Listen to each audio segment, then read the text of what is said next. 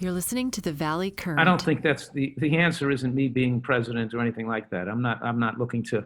In any case, the point is that what I get a lot of personal satisfaction in watching individuals recover their health, and I get so much joy in seeing a person get rid of their high blood pressure, their diabetes goes away, they become non-diabetic, their psoriasis disappears, their lupus goes away.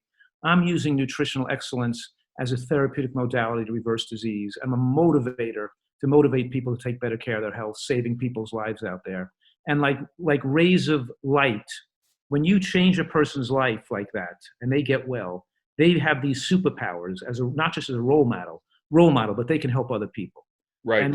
And thousands of people's lives could have been changed. And I've had 7 New York Times best-selling books, and I've had my show on PBS has raised over $70 million for PBS, for public television, that hundreds of thousands of people have read my works and read my books, and maybe millions. I've sold millions of books, by the way, multiple millions of books. Way more than Art of the Deal has ever sold, I'll tell you that. Probably, right? With a better message than that. But it's not enough to have the change occur into the masses, because food addiction is so powerful. And it's hard when people don't recognize the food they're eating as being addictive, and they don't even view themselves as being sickly and overweight. It's very hard to transform the population, but a large number of the population has been transformed already, but we got to keep working harder, getting this message out. And without having without being able to have the access to the media, we got to do the best we can. I need help, with everybody out there to try to get this message out, to save people's lives, so this is a life-saving message. Thank you for discussing it with me today. We all do our part, and all I could do is whatever is my part of what I can do. What we all can try to chip in to have, so not going to be running for president, but at least I could do what I feel is reasonable that I can do. How about Surgeon General? Can you do that, or do you have to be a surgeon to do that? No, it doesn't have to be surgeon, but I think that's an appointed position by whoever is the president or something like that. Well, I would nominate you to the next president, whatever party, to be Surgeon General, because I think your voice would be like amplified 300,000 watts nationwide if you said, look, we're going to make some changes here to America. They're going to be gradual.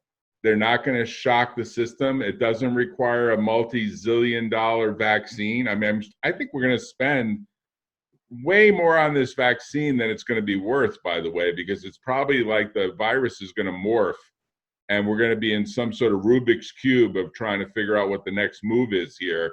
And we're constantly chasing whatever this virus morphs to. But let me ask you something. You actually still practice. And last time I heard from you, you were still managing 3,000 clients or 3,000 patients, I guess you would say, that are coming to you to kind of get advice about how to stay on the nutritarian path and how to continue to improve their lifestyle? Or what are you doing these days? Because you run sort of a lifestyle training program down in San Diego, right? Right. Well, I have two ways I reach out and help people. One is we do see patients at my office in New Jersey. I have a doctor seeing patients there, local patients, but he does phone consults. But mostly people access my help through drfuhrman.com. They sign up as a member. They're able to read through the member center. They're able to get the extra help they want through forums, communication, position papers, and also an Ask the Doctor forum where myself and Dr. Benson answers people's questions to help them work with their own doctors to how to wean off medications, how to do this program, and how to get well from the diseases that they have or get the more nutritional advice. So we're able to give people advice out there through the internet to help much more people than I could reach if I was seeing people one-on-one. For example, if you have psoriasis or chronic headaches, you could go there and read about my protocol for that and then ask me questions about getting better with that, through the website. So that's one way. The other thing is some people, they have serious conditions and they're food addicts and they need to spend time with me, and they come and they stay here a month or 2 or 3. They may come in here to my San Diego retreat and spend, especially now they're now off from work, a lot of people anyway. They stay here for, 8 weeks or 12 weeks, and they need to be to have abstinence from their addictive food triggers, from their fried food and sugar. These people are having trouble controlling their behavior. And when they come in and stay here with us, they may lose 20 pounds the first month and 10 pounds the next month. And they're getting well from their high blood pressure, their diabetes goes away, but they're sent home with the skills and the emotional counseling and the psychological counseling, the education to really know how to handle this at home so they can reproduce what they did here and enjoy it and continue the weight loss and continue to be well. So often people go away for a week or two to a health place and they go back to their old way of living when they come home. Jack, even a week at my events is not going to cement people's ability to do this long term as coming here for a couple of months, because it takes time for people to get to prefer this way of living and eating. You know what I mean?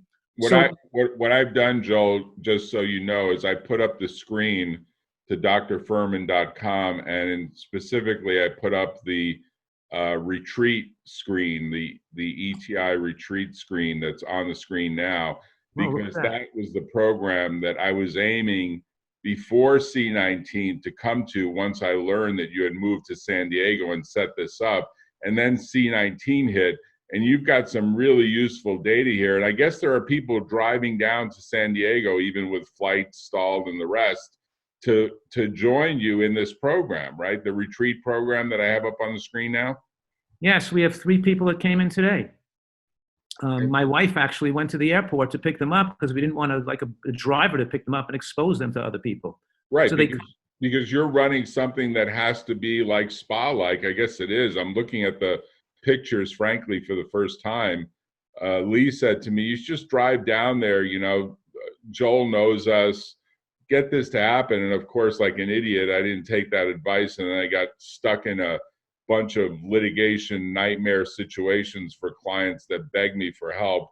I didn't put my health first, which I'll probably come to regret, but I should be down there with you in truth, although I have actually lost about 30 pounds since you've last seen me.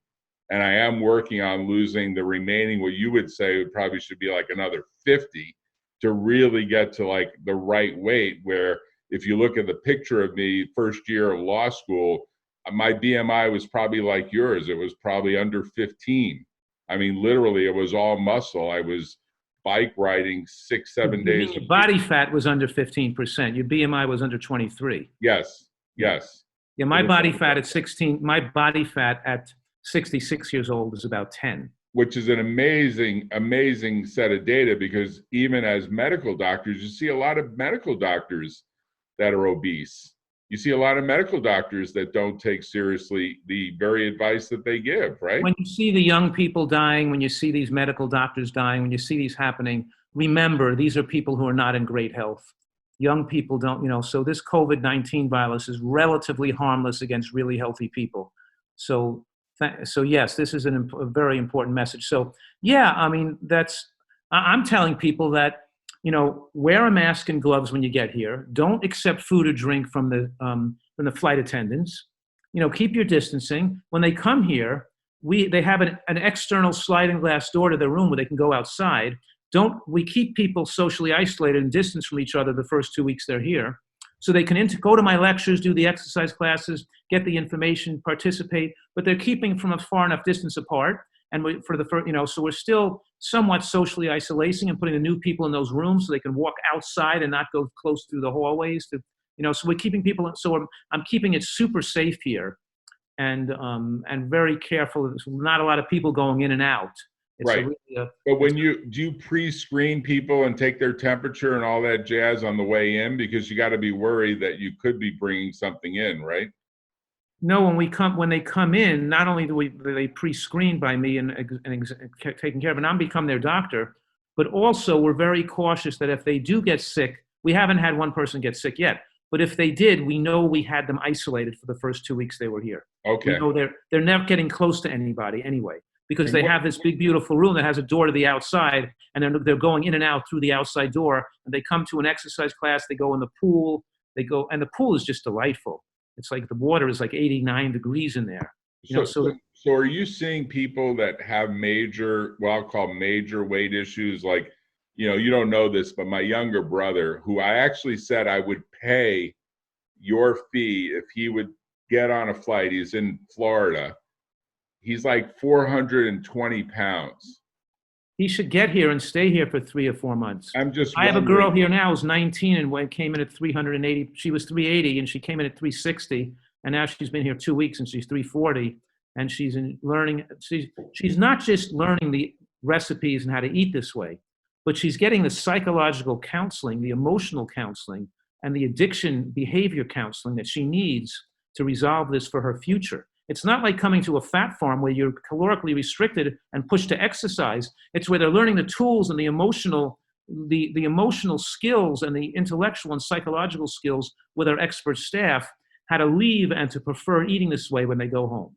You know what I mean? So it's a specialty. And yes, I have people who are food addicts coming in. And also people who have diseases like rheumatoid arthritis, psoriasis, and of course, high blood pressure, diabetes. I had a doctor come in recently who had a heart attack and didn't want to have angioplasty or bypass surgery. Told he needed bypass surgery after the heart attack.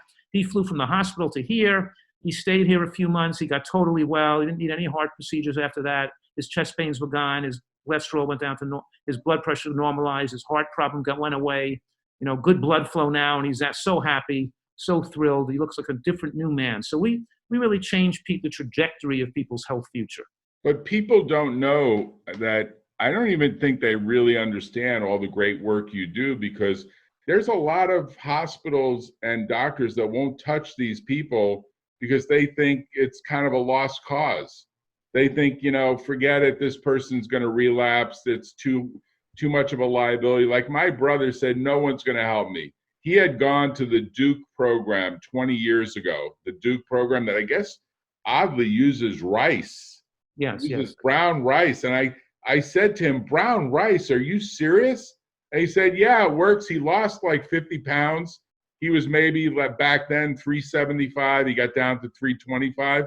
It didn't stick. You see what happens? They gain the weight back. Exactly. He can't live on that forever. And if he did, he wouldn't live a long time on a diet that's so narrow, a narrow choice of foods. Right. You have different vegetables. Just because white rice or brown rice or meat or Twinkies can work short term just eating a mono diet. If you eat a very narrow choice of foods, you don't feel like eating much calories and you get some benefits. Right.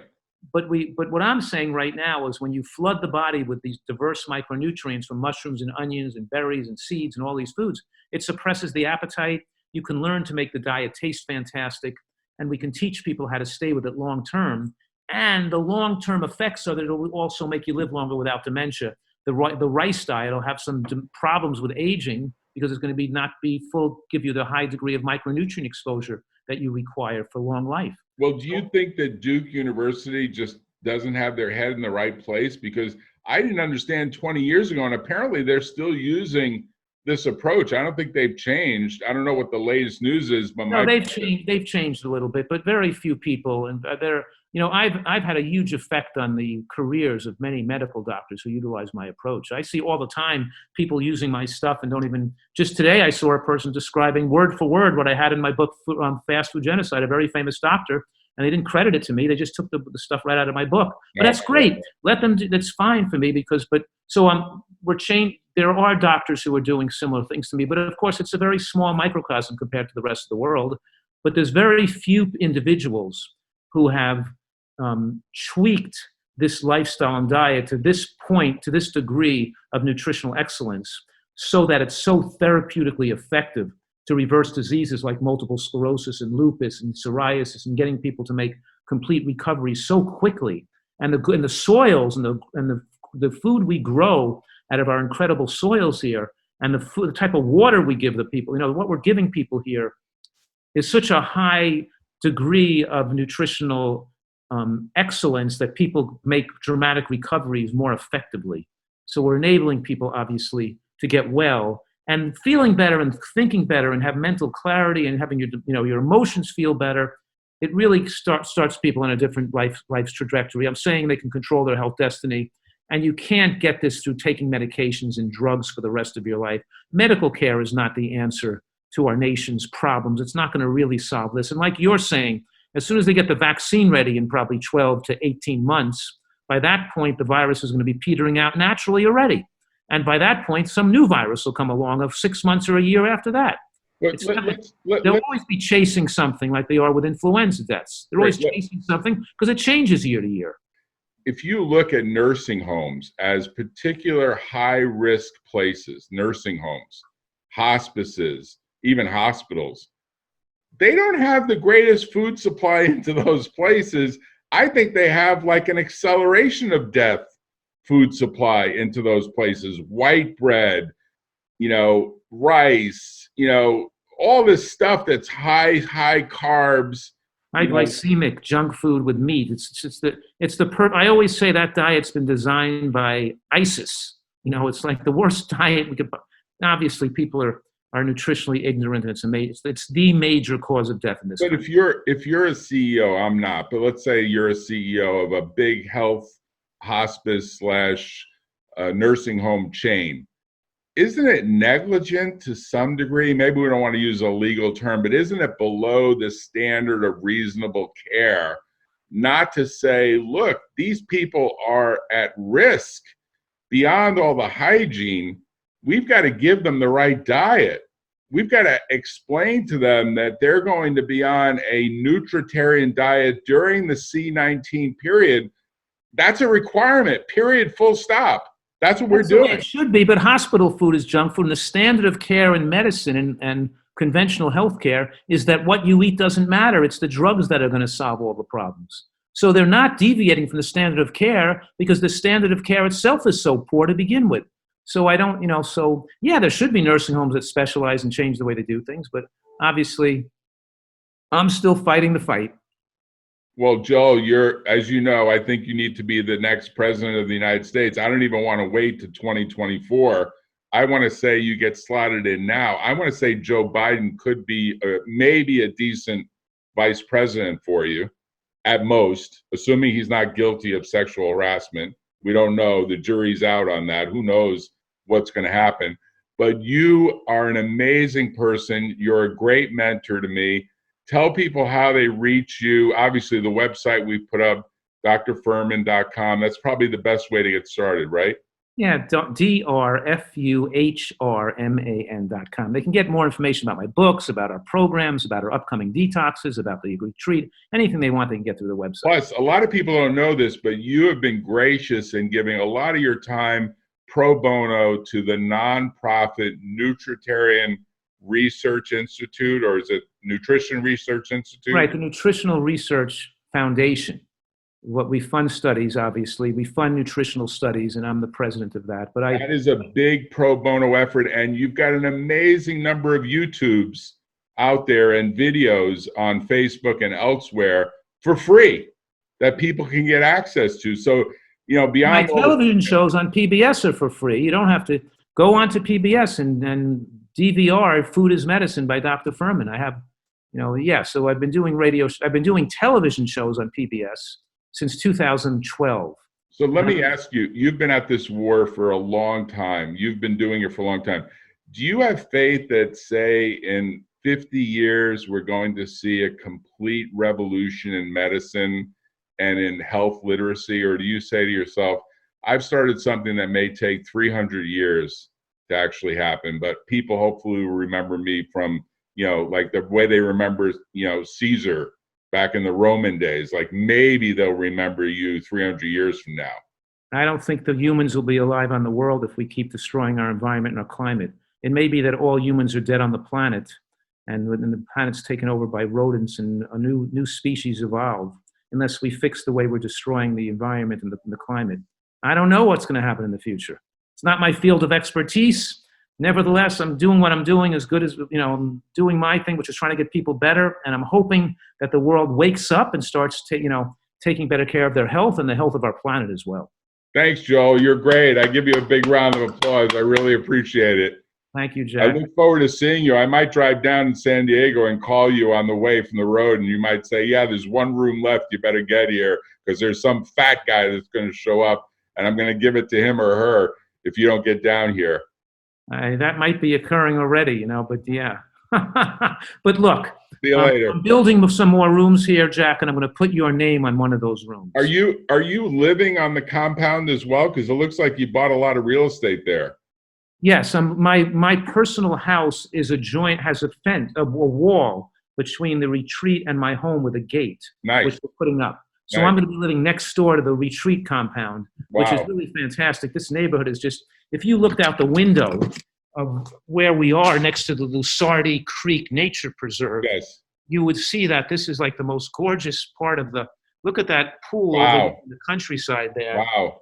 Isn't it just stunning, right? It's a Stunning. stunning place to be. And I have creeks and lakes and waterfalls, and it's just gorgeous here. And I'm going biking and hiking and swimming and surfing, and it's fantastic. So let me ask you one last question, because I've been to your retreat in Aspen as well. Did you get any skiing in this year?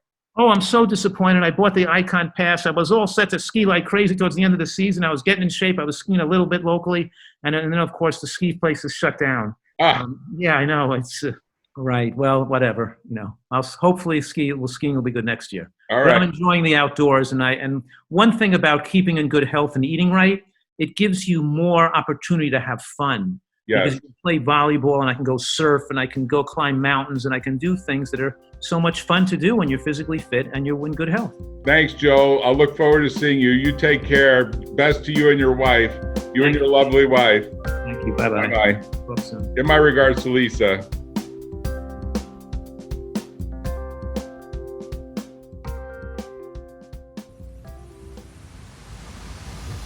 Tune in next time on The Valley Current.